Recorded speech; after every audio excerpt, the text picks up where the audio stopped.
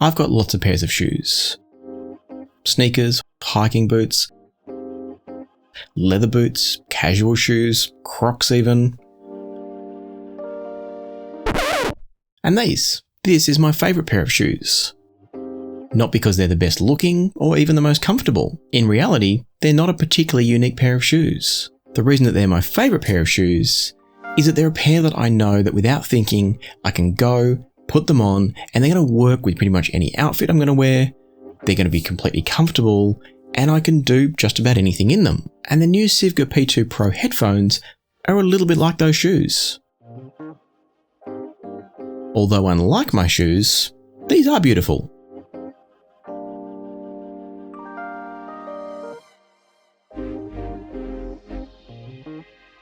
The use of the red oak to make the cups makes them immediately striking, and also every pair is going to be unique. And then we've got the dark metal accents and a combination of black leather and also this patterned grey velvet that I think makes them look understated and classy. They're also supremely comfortable, and we're talking Mezzo audio levels of comfort here, at least on my head.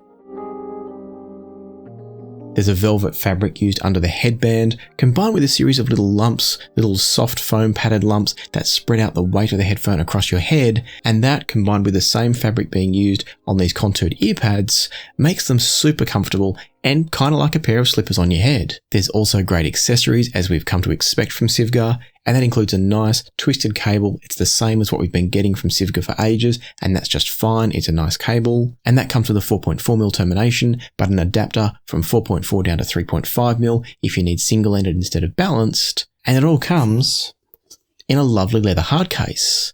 So if you do want to travel around with your headphones, they've got you covered there too. And so this is all what I've come to expect from Sivga. They make lovely headphones that are comfortable, look good, and have excellent accessories. Not only that, they often sound great. Sivga have made some of my most favourite headphones in the past, headphones like the SV023, the Oriole, and the Phoenix. But they've also had a couple of misses as well, such as the predecessor to the P2 Pro in the original P2, and also in the Apollo headphone that comes from Sivga's sister company Sendy. So which way will the P2 Pro go when it comes to sound quality? Will it go the way of the excellent SV023, or will it follow its DNA from the original P2 and be not so good? Before we get to that though, let's talk about the specs and features of the P2 Pro. Because this isn't just an aesthetic or cosmetic redesign of the P2. The P2 Pro comes with a brand new redesigned planar magnetic driver inside, and it's using some pretty fancy technology to make it. The end result is a driver with 32 ohm impedance and 98 decibel per milliwatt sensitivity, and what that all comes together to mean is that you can drive these from anything: a headphone output on a smartphone or a laptop, a dongle, or a full-size desktop rig. So that's pretty similar to other Sivga headphones. But let's come back around and talk about those new technologies. And I'm going to read from a list here because I've never heard of half of these before. We've got deep ultraviolet lithography, we've got plasma glow discharge, ion bombardment, ultra low temperature deposition, and PLASM, maybe it's plasm, cleaning. Now all that comes together to me to sound like something that should be in Star Wars, but it's a pair of headphones. So do you want to know what it all means? I know I did. Based on my research, what I believe is going on here is that the deep ultraviolet lithography is being used to essentially create a groove or a path in the diaphragm material for some other materials to then be laid onto, because a planar magnetic driver requires some sort of diaphragm that's extremely lightweight, it's normally some sort of plastic, to then have metals laid into it or onto it so that a signal can be then passed through those wires to make the diaphragm move in relation to the magnet surrounding the driver. In the case of the P2 Pro, after that lithography process is done, which as I said before, I assume is to produce the grooves, the tracks, the traces within the diaphragm material, that's when they combine, as far as I can tell, the plasma glow discharge, the ion bombardment, and I'm assuming the ultra low temperature deposition to lay down a combination of sapphire and metal to act as the actual trace carrying the signal. Now, I don't know how all that comes together and exactly what role the sapphire has in conducting the signal versus maybe just supporting a metal trace that conducts the signal. I'm not entirely sure of that, and honestly, it doesn't matter too much. The key thing is that I know Sivga spent a lot of time going through trial and error of all different materials to come up with this driver. And we haven't mentioned yet the final step, and this is one that I couldn't find any information about, and that's the PLASM cleaning or plasm cleaning. And I'm guessing what that's going to be doing is very carefully making sure that the trace on the diaphragm is confined only to the spaces that it's meant to be. So going through and removing any excess. Now this could all be just fantastic marketing jargon, or maybe it's going to translate into a really high-tech driver. The only way to know, of course, is to take a listen. And when I did listen to the P2 Pro for the first time, I was impressed with their mid-range and bass. Even more than that though, I was impressed with the sense of space they produce in a relatively small soundstage. And what I mean by that is that they don't throw a large, expansive soundstage, but they manage to define and separate each individual sound really well. And so even though the soundstage they throw isn't massive, everything feels well separated and therefore never congested. So it's a spacious or well-defined, but not huge soundstage. When it comes to the tuning of the P2 Pro, vocals and mid-range are clearly the point of emphasis, to the point that there's occasionally just a little bit of honk in the sound that we'll come back to later on. It is very mild, and the only reason I'm calling it out here is that I try to be as picky as possible in these reviews so that you can work out if this is a good headphone for you. If you're somebody that's particularly sensitive to slightly unnatural timbre in your mid-range and a little bit of that honky sound sometimes, then I want you to know about that for the P2 Pro. But on the other hand, it's not bad enough that it's an issue unless you're really critically focusing on the sound from these. And if you do start to compare these critically up against other headphones, whilst it might reveal a little bit of honk from the P2 Pro, it's going to reveal different problems from other headphones. So it's all about exactly what you prioritize and what's most important to you, because all headphones have their issues. Thinking about the upper registers, and the P2 Pro delivers a sound that is well extended and detailed up top. To my ears, they never sound veiled or rolled off in any way. But having said that, I do think treble heads would be looking for a bit more energy in the 1 kHz to 7 kHz range. That's going to be an area where people that like a bright, airy sounding headphone are probably not going to enjoy the P2 Pro so much. Where I did find myself consistently appreciating the P2 Pro though, was its versatility. Whether I plugged it into a cheap dongle or a headphone output on a laptop, or plugged it into my expensive desktop setup here, it was completely at home and completely enjoyable on both. It sounded better from the desktop setup, but it didn't sound bad from a much more basic setup. And that's true for genres and recording qualities too. These are going to be enjoyable, easy to listen to and fun, no matter what type of music you want to listen to and how well or poorly it's recorded. Before we move on from all this, I should quickly revisit the bass and clarify what I meant when I said earlier that I was impressed by it. And that's to say that the bass from the P2 Pro is very well extended and very well controlled and tight and punchy as needed, but it's not enhanced. It's secondary to the mid-range, and indeed the overall tuning of these, as I've already said, is very mid-range focused, but you're not paying for that with a poor bass experience. There's full extension and a good sense of punch and control. It's just a little bit secondary to the mid-range. And in fact, as I spent more time with the P2 Pro, the headphone they remind me of the most is something like an HD650, only with better extension down low and a bit more energy in the upper treble. Unfortunately, I don't have a pair of HD650s or HD6XX here to compare, but I think it would have been an interesting comparison had I had a pair. I have no doubt that the bass performance is better from the P2 Pro. What I don't really know is how things like the texture and the timbre of the mid-range would go, but I think the HD650 would probably win out there. But for those of you that are looking for that mid-range forward, vocal forward type sound, the P2 Pro could be a good option if you want a bit more bass extension and bass quality compared to the fairly rolled off bottom end of something like an HD650. Just because I don't own the HD650 though, doesn't mean there's no comparisons here. Because I've got 3 direct competitors to the P2 Pro, and it's time to talk about those now. The Verum 2 is immediately more textured and detailed in the upper end, that being the treble, when compared to the P2 Pro, and the soundstage is larger overall.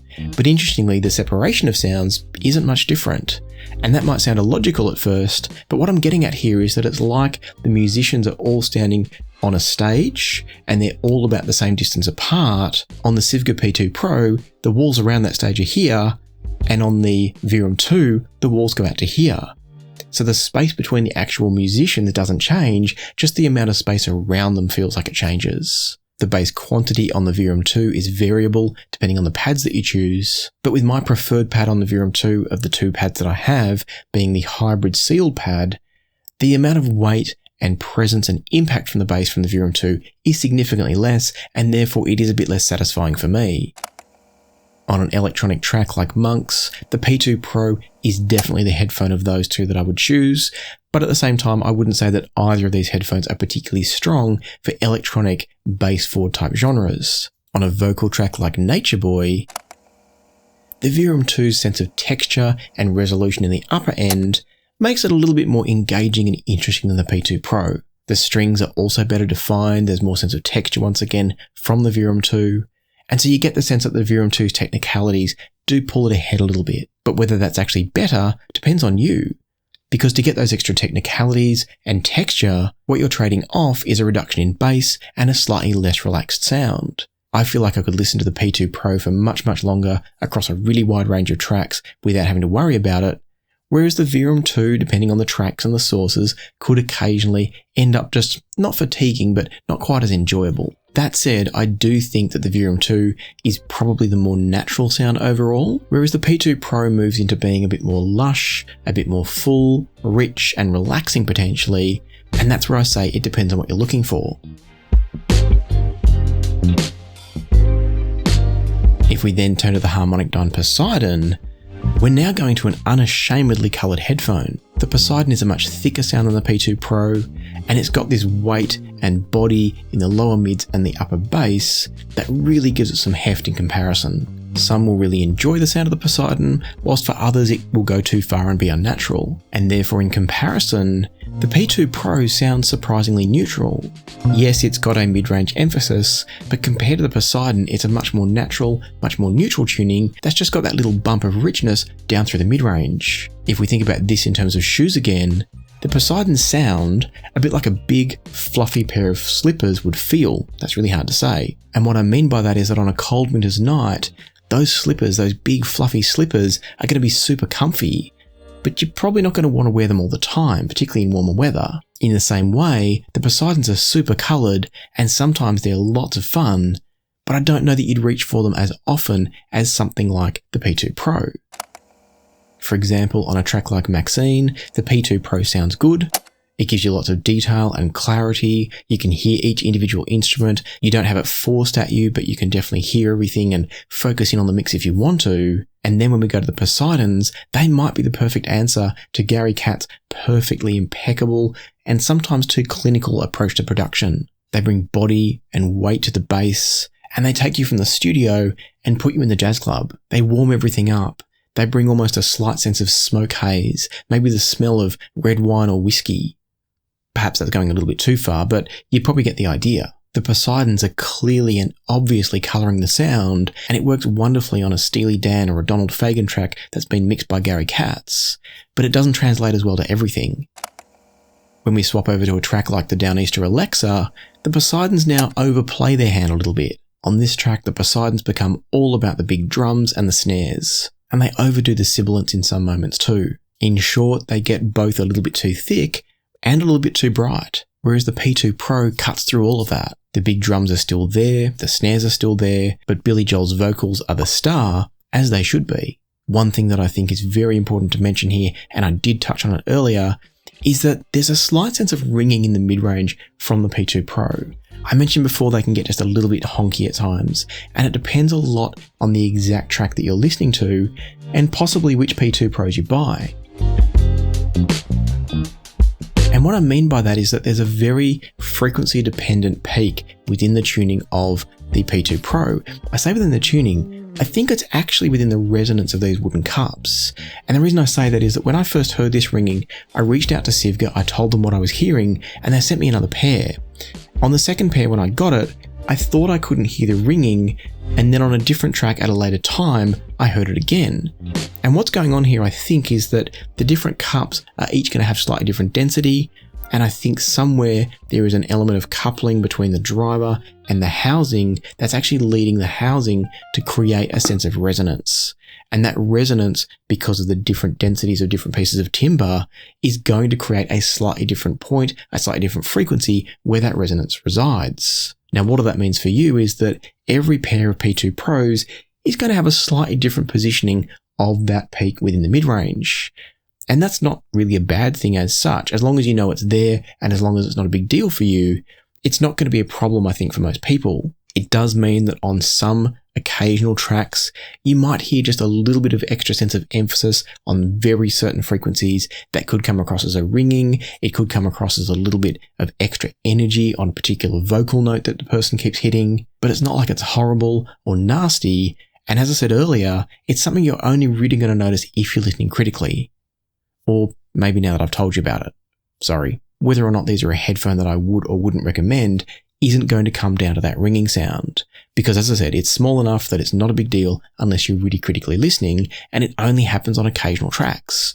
I must have listened to these for an hour, 2 hours perhaps, before hearing any tracks that revealed that sense of ringing. So let's keep that in perspective, but now that you know about it, let's talk about another comparison. And I'm guessing this is the comparison that you really wanted me to discuss.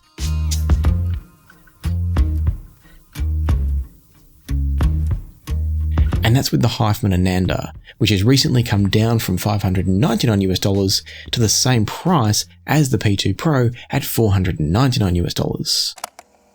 On the acoustic version of Dig Down, the P2 Pro is just magic on the opening guitar. Its sense of articulation and resonance is just beautiful. And the clarity from Matt Bellamy's voice is excellent too. What surprised me a little bit was that the bass hits were pretty tactile from the P2 Pro. When I headed over to the Ananda Nano, it came out swinging. And I mean swinging in a fighting sense. It's got lifted upper treble and an overall flatter tonal response other than the lifted treble, and it really impressed from the moment that I started listening to this track on them. This is kind of like a David and Goliath battle, except that here the Goliath, the Ananda Nano, just stepped on David.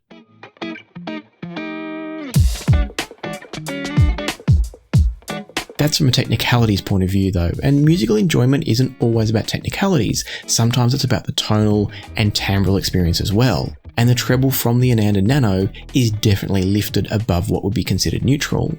It's a slightly bright headphone. That can lead to a less relaxing listening experience, and it can tend to force details at you instead of letting the recording engineer's mix of the music be the hero. That's not necessarily saying that it's a bad thing, and indeed I think the Nanos are probably the best headphone under $800, but it's not going to be for everybody. The Nanos further enhance that opening articulation of the guitar in Dig Down, and Matt Bellamy's voice is even more textured and more breathy again, and all in wonderful ways. The bass is also more present and tactile from the Nanos without being enhanced, and other than the mid-range emphasis, the Nanos give you just a little bit more of everything. More bass, more treble, more soundstage size, more separation, more technicalities, and probably more tonal balance. So does that make it a clear win for the Nano? Not quite, but almost. For most people seeking a single headphone at this price, I would be recommending the Nanos. But that's also like recommending that every single person should wear sneakers all the time. Some people like moccasins. No judgment. And so I think the P2 Pro still has a place in either collections for those that have multiple headphones, or for people who want one headphone for a less technical listening experience. And that's not a backhanded compliment. What I mean by that is for those that just want a more relaxed and more enjoyable listening experience. For those that aren't looking to have every last detail of the music jammed in their ears. The P2 Pros absolutely hold their own with a smooth and slightly rich, mid-range focused neutral tuning. Is that a thing? I think I just made it a thing. Simply put, the P2 Pro is a comfort headphone. It's comfortable to look at, it's super comfortable to wear, and it's comfortable to listen to. Again, for some people that's going to sound like a backhanded compliment, but I think it fits an important niche beautifully. These are a headphone that you buy for a relaxed listening session or for all-day audio. They might go into a collection of headphones alongside a more technically oriented headphone that you can reach for when you really want to hear into the mix.